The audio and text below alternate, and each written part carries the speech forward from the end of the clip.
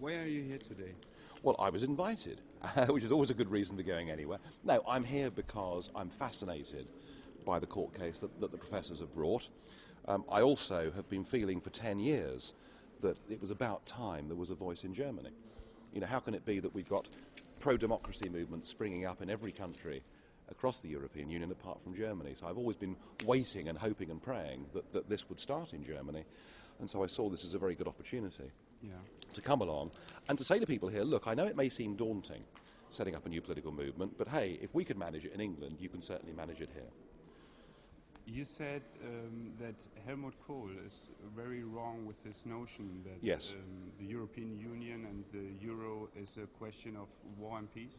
Yes, I mean, look, the analysis that people like Kohl have come up with is that the existence of nation-states caused war, and therefore, if we eradicate nation-states, it'll give us peace. That is the whole basis upon which Kohl believed in the European project. And whilst I know that he was sincere in that belief, the price he was prepared to pay for that was to sacrifice democracy and to sacrifice national identity.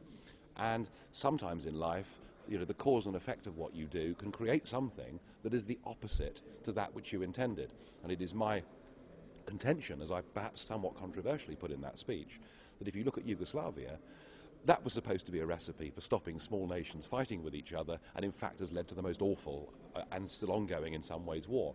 So to me, a much better thing for Kohl and others to have fought for would have been to fight to maintain stable democracies, because history shows us that stable democracies do not go to war with each other. Yeah. But I mean, it's heavy stuff, but it's very important.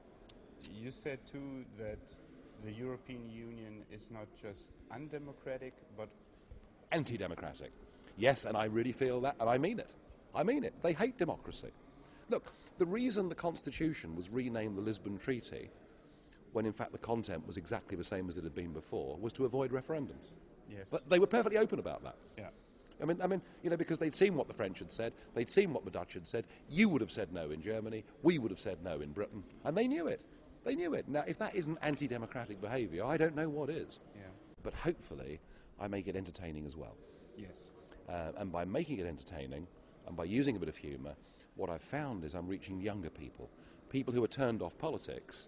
But if you make it interesting, young people go on the computer and look at it, and then they might laugh to begin with at some of it, but it gets them thinking about the arguments, and that's really important. Yeah.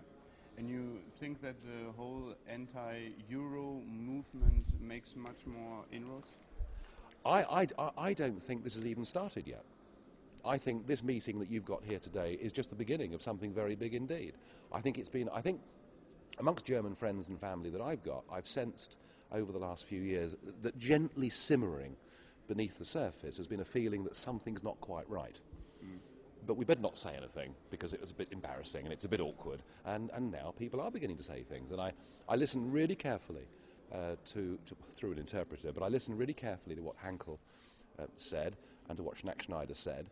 And I thought, my God, these men have got arguments that if they start to reach, you know, a wider German public, then something very interesting and something quite radical is going to happen. So you are optimistic? Very. Okay. Good Lord. Listen, I helped start UKIP. There were about 15 of us in an upstairs room of a pub, and everybody thought we were wasting our time, and we took it on, as I said, in 2009, to coming second across the whole of the United Kingdom in European elections. I'm a very optimistic man.